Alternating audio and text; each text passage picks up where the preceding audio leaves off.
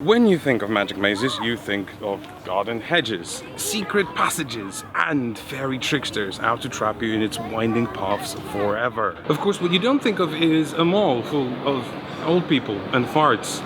You could just condense that into a single old people farts. You might say I'm being callous here because one day I will be old and I'm already discounted shoes.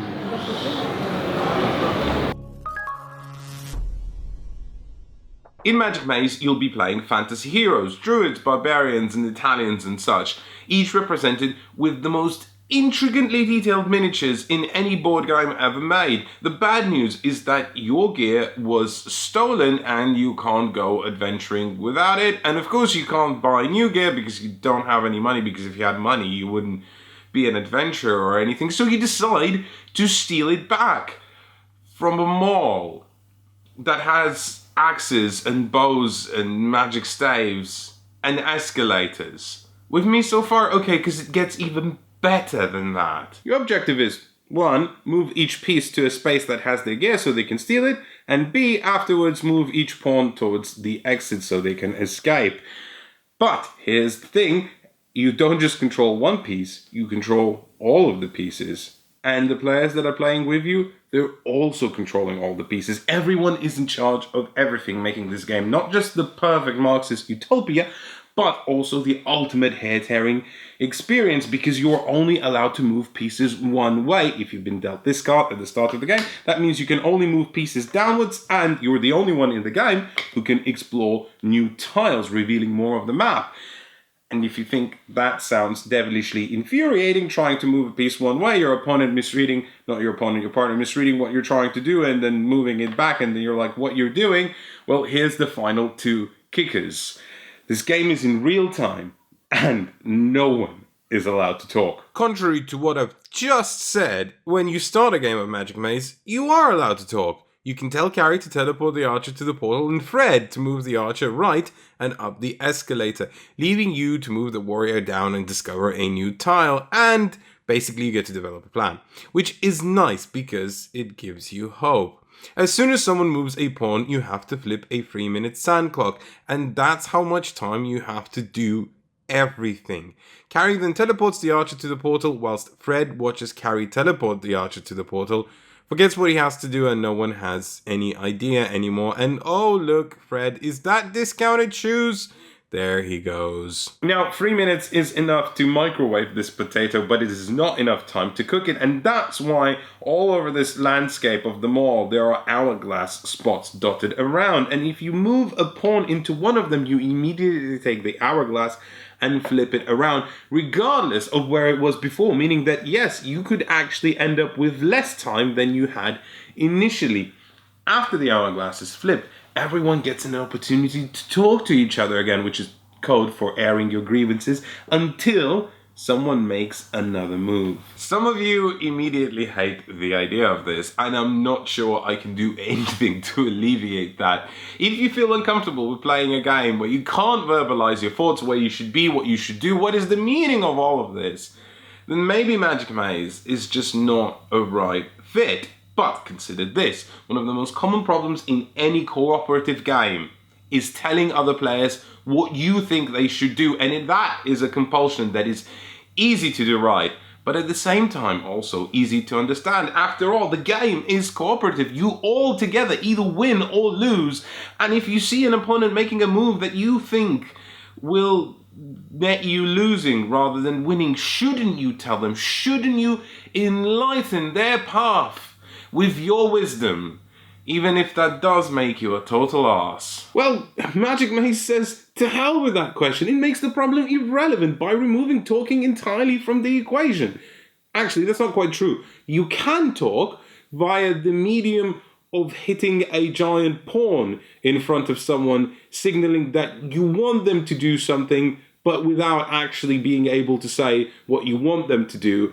And of course, they never do what you want them to do, which I imagine is a bit like being a school teacher. And again, that probably sounds really infuriating, especially to the more mild-mannered viewer, but hang on, Ken Clark, because there's something that turns this cutesy infuriathon into a super game. When you start a game of Magic Maze, whether it's with your partner or your friends or a group of complete strangers, one thing will be true, and that is that you will all feel completely out of sync. Watching your friend make moves is a bit like watching a politician pass laws. You want to tell them exactly how you feel about what they're doing, but there is no way you can relay that information.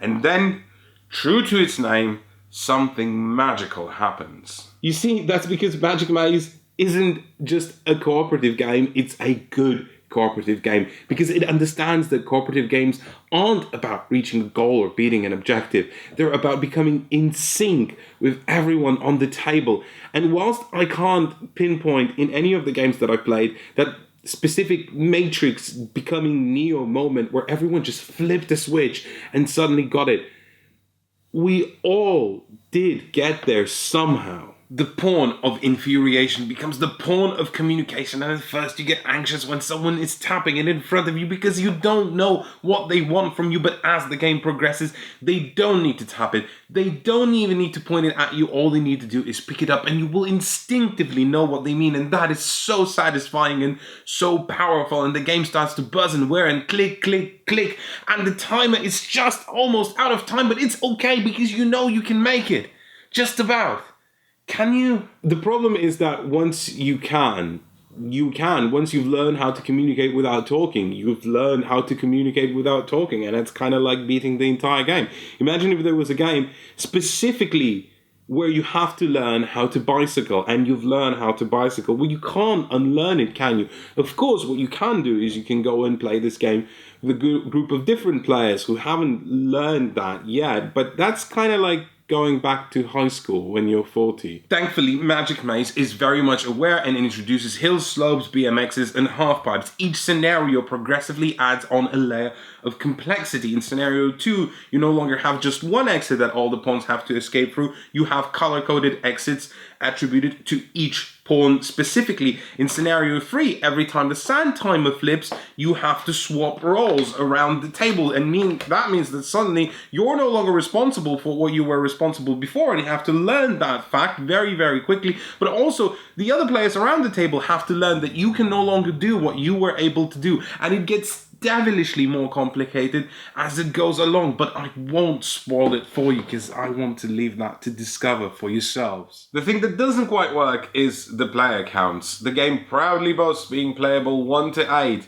even though we found the game a little bit too easy between 2 and 3, and also just too unwieldy with 7 or 8. 4 to 6 seems to be the best range, with 4 being the prime number, even though it is divisible by 2. After all, you know what they say. 4 people is the right amount of people to form a psychic connection with. Of course, there is some bad news. If I sold you on the idea of this game, if I gave you some hankering for some maze, then the problem is that you might not be able to get it. You see, the English language version of this game is currently out of print, and whilst it's going to be back in print soon, when is a bit of a more nebulous question because the distribution of the English language version of this game is all over the place and in general. But we wanted to give you a critical opinion because it has been nominated for Spiel des Jahres, and also because it might just win and might have done depending on when you're watching this.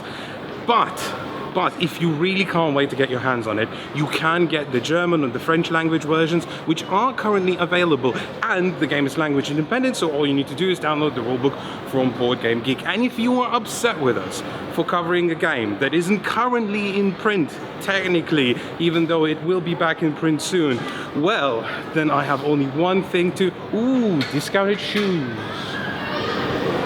If you think the concept for this game is preposterous, just wait till you hear what happens next. Efka got trapped filming this review in a Magic Maze, and the only way he can get out is if you hit the subscribe button, so do it right now. #SaveEfka.